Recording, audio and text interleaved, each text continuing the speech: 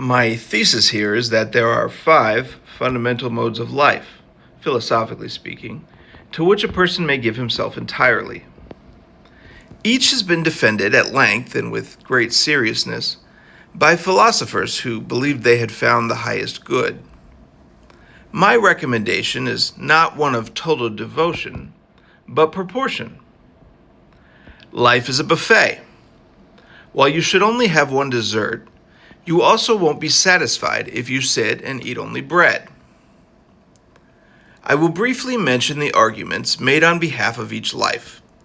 Some are undoubtedly more noble and philanthropic than others, and these ought never to be neglected. Still, there are forms of life that press themselves upon us whether we will them or not. Realities we cannot escape, but we can only discipline, order, and endure with as much wisdom as we are able. Number 1, devotion to vice. Vice is a loaded word, and I use it here only to simplify the categories. I would never want you engaging in anything inherently harmful. What I really mean is a life devoted to what I'll call moments of bliss. Dopamine bursts that we enjoy briefly and then are gone. A lavish vacation, a satisfying date, a shopping spree, a chemically assisted high, or even a triumphant result in sports. At those moments, people certainly seem happy. But does a life rife with those moments actually constitute true happiness? Epicurus once warned that pleasure ungoverned by reason collapses into dissatisfaction. Still, some seek to optimize stimulation, scroll by scroll, purchase by purchase, experience by experience. The good life is marketed as an accumulation of peaks rather than a coherence of meaning. Yet even the classical hedonists recognized a paradox at the heart of pleasure. When pursued directly and excessively, it undermines itself. Pleasure sought as an end becomes a tyrant, demanding ever more while giving ever less. Most of us don't have the resources to consistently pursue those events, and are therefore unhappy with our circumstances and envious of those who are more fortunate. This dynamic mirrors what Stoics identified as a fundamental error, tying one's well-being to externals beyond one's control. Envy, comparison, and resentment become the psychological tax paid by those who measure happiness by access to stimulation. The hedonic framework, rather than liberating, quietly ensures dissatisfaction over time. But even the people who do have the resources to consistently pursue those types of events tend to report that the novelty runs out fast. Part of what makes those events so special is that they are rare, unique moments in a life. If they are repeatedly achieved, the dopamine bursts stop, and they become as rote and meaningless as any other part of life. See the book of Ecclesiastes, or any autobiography on a celebrity for more details on that. Modern neuroscience confirms what ancient wisdom long suspected. The brain adapts, recalibrates, and dulls the reward. Once that becomes baseline, the self is left chasing intensity rather than cultivating depth. We can deduce then, from those who have had the means to perpetually chase the next moment of bliss, that a life filled with those moments doesn't, in the end, constitute a life of happiness. Certainly, those elderly sages who would look back on their lives and call them happy are never amongst that ilk. Aristotle's conception of a life well lived through virtue, relationships, and reasoned purpose stands in stark contrast to a dopamine-driven life. Happiness, in this sense, is not a spike on a graph, but a judgment rendered over a lifetime. It is less about how often one felt pleasure, and more about whether one's days cohered into something meaningful, durable, and worthy of remembrance. Number 2, devotion to virtue. So if a life lived constantly reaching for the next moment of bliss doesn't constitute a happy life, surely the opposite must be true. There are thousands of pages of philosophy, from the Eastern thinkers to Schopenhauer, who reason that, logically, it is actually the absence of suffering that brings true happiness. They conclude by insisting that a true life of happiness is a life in which you are able to rid yourself of all frivolous desires and see the inherent emptiness in their pursuit. Buddhism frames desire as the root of suffering, while Schopenhauer describes human existence as a ceaseless oscillation between pain and boredom. In this view, happiness is not a positive achievement, but a subtraction. Peace emerges only when longing is extinguished. Essentially, they deduce that you should play a type of prevent-defense in life, because surely if you recognize the absurdity of expecting life to be gratifying, you can subvert the universal results of those delusions. These are difficult philosophies to refute on their face. Surely a mind like Schopenhauer's could run circles around mine. But the flaw in their reasoning is still evident when observed in totality. While repression of desire may shield you from acute disappointment, it also anesthetizes the very faculties through which meaning is formed. As Nietzsche objected, such philosophies risk mistaking numbness for wisdom and resignation for depth. The logical end to such a philosophy is that you should separate yourself from the rest of the world and live a productive life in solitude, having never experienced those frivolous events that lesser minds think bring happiness. The life of a monk or a miser hardly strikes me as a life that would be looked back upon and called happy, unless you can derive such a level of self-satisfaction from doing so that it transcends the negatives. Yet even here, the triumph is hollow. The monk's peace depends on withdrawal. The miser's discipline feeds on denial. Both risk confusing self-mastery with fulfillment. Discipline, restraint, and humility before life's limits are virtues, not vices. Yet when elevated to an absolute, the repression of desire becomes a philosophy of retreat rather than of fulfillment. A life fully insulated from longing may be calm, but calm is not synonymous with happy. Happiness, if it is to be worthy of the name, must risk disappointment. It must allow attachment. It must unfold in relation to others. To live well is not to avoid suffering at all costs, but to accept it as the price of a life meaningfully lived. Number 3, devotion to serving your community. So perhaps then, a life lived serving one's community, for religious or altruistic reasons, is closer to something we might call a life of happiness. The moral beauty of such a life is undeniable. Surely such a life is full of smiles and appreciation, moments of real connection with other souls who see your generous spirit and are grateful to you in a very primal way, in which they recognize that you are helping them with their survival for neither compelled nor transactional purposes. In these moments, the self feels briefly dissolved into something larger, and happiness appears not as pleasure, but as moral alignment, a sense that one's life is rightly ordered toward love of neighbor. Still, those who have the constitution to live such a devoted life are often overlooked, taken advantage of, and are themselves often of meager financial means. The servant's virtue depends upon the moral maturity of others, and history suggests that this is an unreliable foundation.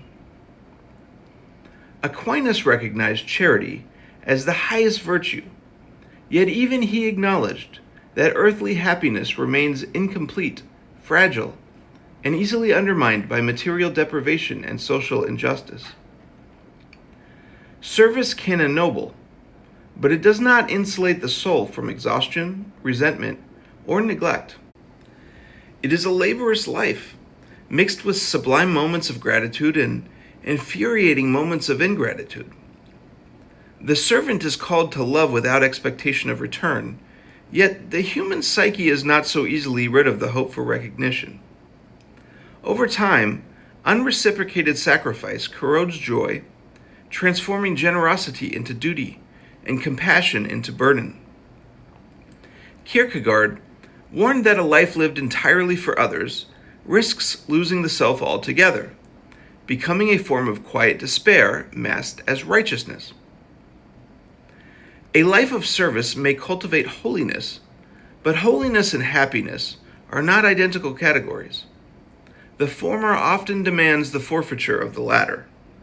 While a life of communal devotion is morally admirable and spiritually profound in a way the other categories cannot offer, it rarely produces the settled contentment we intuitively mean by happiness. An extraordinarily noble philosophy. It is truly good, but when pursued in totality, it asks too much of the flawed human psyche. Number 4, devotion to family. Maybe nobler still is a life devoted to family. In many ways, this looks a lot like a life devoted to community service. Certainly in some ways, it is simply a smaller community. A family introduces many personalities, perspectives, and similar constraints to your life. There are moments of joy and connection mixed with moments of strife and ingratitude. Confucius recognized the household as the first school of virtue, where patience, sacrifice, and practical wisdom are formed through daily acts of care. Aristotle suggests that happiness can be found in the exercise of virtue over a complete life, and family life offers abundant occasions for such exercise. Forgiveness when wronged, giving without calculation, and loving not as an abstract principle, but as a lived discipline. Focusing all of one's time and effort only on your own family stands as something of a moral middle ground between egoism and universal altruism. Augustine wrote that rightly ordered love begins with those nearest to us, and Kant acknowledged special duties to those to whom you share intimacy and responsibility. The pleasure derived from a flourishing family, shared meals, mutual recognition, and the quiet dignity of being needed, can resemble what John Stuart Mill called the higher pleasures, rooted not in sensation, but in affection and moral sentiment. In this sense, family devotion can meaningfully contribute to a happy life by disciplining desire and orienting the self away from isolation. Your devotion and service can be justified in the rich pleasure of grateful family members, or it can be trampled by the ungratefulness of family members. More often than we like to admit, that line is drawn by means. Individuals within a family with little means can become stressed, neglected, and spiteful. But a family with too much means can become gluttonous, entitled, and avaricious. Moreover, mental illness can obviously introduce complications that are difficult to overcome. Even the Stoics, who prized inner freedom, warned against staking one's tranquility on externals beyond one's control. And family outcomes are deeply contingent on temperament, fortune, and circumstance. To hinge one's happiness entirely on familial harmony is to submit the soul to forces that no amount of virtue can fully master. While family devotion is noble and often beautiful, it cannot bear the full metaphysical weight of human flourishing. A life well lived may include profound devotion to family, but it must also be anchored in values, purposes, or loves that transcend the household: truth, God, justice, or service to the wider world. Without such a horizon, family devotion risks becoming not a path to happiness, but a fragile hope tethered too tightly to fortune. Number 5, devotion to intellectual passions. A life devoted to individual passions, such as art, science, music, and those quiet obsessions that seize the soul, has long been praised as one of the highest forms of human flourishing. The artist lost in their canvas, the scientist absorbed in discovery, the musician chasing a phrase just beyond his reach, all experience moments that feel almost transcendent. Nietzsche called this state becoming who one is, and in such moments the self seems briefly unified, coherent, and alive.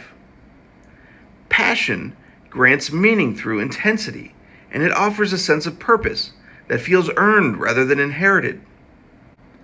Moreover, devotion to passion cultivates discipline, humility, and reverence for truth or beauty beyond oneself. The scientist learns submission to evidence. The artist submits to form, the musician to harmony and time. In this sense, passion is not mere indulgence, but a demanding master.